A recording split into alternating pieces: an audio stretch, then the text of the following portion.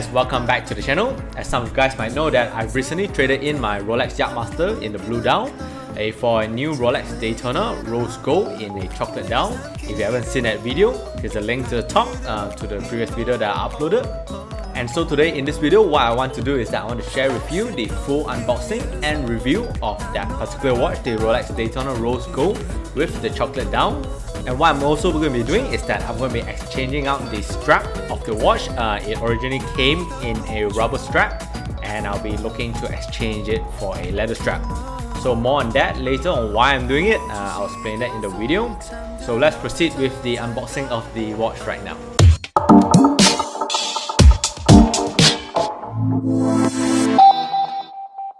Okay, first up, this is the box that I received. It comes in the full package, even with the white plastic around the Rolex box that it always comes with. And the first thing that I want to point out is that when I received this box, I noticed a very distinct difference compared to some of the other Rolex watches that I have. And what I mean is that just in terms of the color of the box itself, it's just a very different shade. I'm not really sure if it's because that this watch was actually produced in 2014, so that is about 7 years ago, pretty long time. It may have been exposed to the environment, to the sun, and so the color of the boxes seem to be, a bit faded out, or which may have changed the color a little bit. And if I bring another Rolex box out as a comparison, so I'll be doing a close-up of these two boxes, but you can see is that there's a very distinct difference in terms of the colors. I just think that the box for the older models is just a bit yellowing. It's just a yellowing over the years. But it's not too much of a problem because the size and the dimension of the box itself, it fits. But anyway, let's open this baby up and look at the watch inside. The box itself is a perfect dimension, no difference to some of the other boxes that I've seen. It's just that inside the box itself, the cushioning and all is just a bit of different shade of yellow. Probably just a bit of yellowing over the years. It's a similar shade of yellowish green on the inside. But let's just focus on the watch itself. So first up, just the first impression. Again, why I fell in love with this watch is that you can see a very distinct chocolate color on the dial.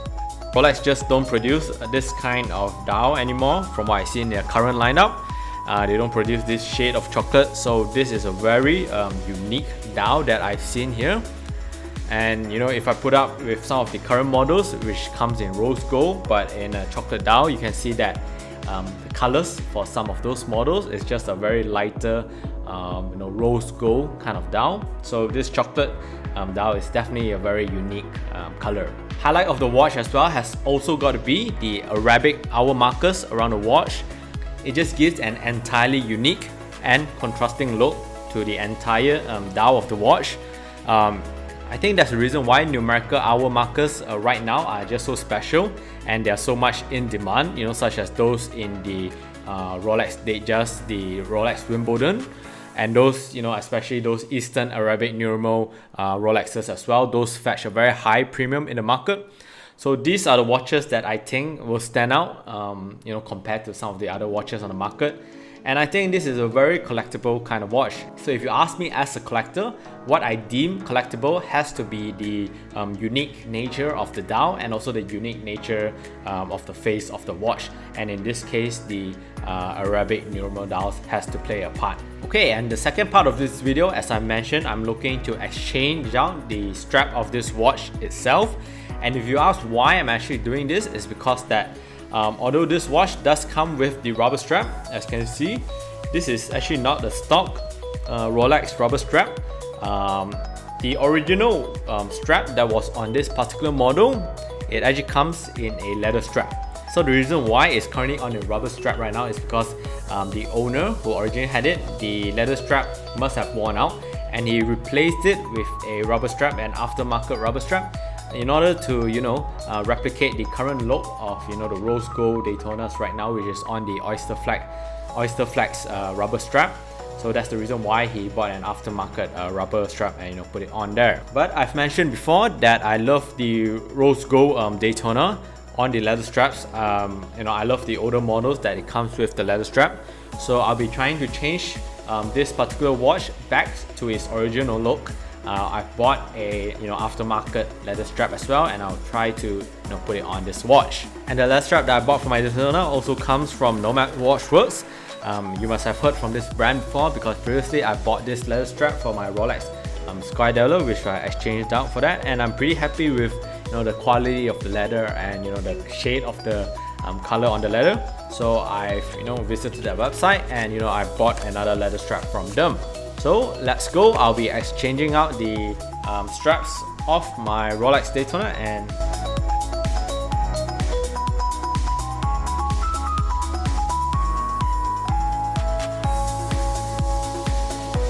okay, it was done. Just got the leather strap onto the Rolex Daytona Rose Gold, and final look of the watch in its leather strap, and I would say it is really beautiful.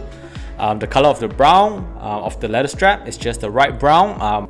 I like how it matches the chocolate dial of the watch itself, and I even added a rose gold buckle here as well, so that kind of matches the entire rose gold theme of the watch. So I'm definitely going to be enjoying the watch in its leather strap for quite some time. I think what's good is that I have now two options to determine how the watch should look like, whether it's in the more sportier rubber strap, or or the more dressier leather strap. So it's always good to have two options for me. But one thing that I like to say is that regardless of which strap that I have it on, just the face of the watch just makes it so aesthetically pleasing. So I'm definitely going to be enjoying this watch for a long time, and I'm very happy to have it in my collection. Okay, let's wrap this video up. Thanks for joining me in unboxing my new Rolex Daytona that I just added onto my collection. Remember to click like if you like the video, and subscribe to the channel for more videos like this. I'll catch you guys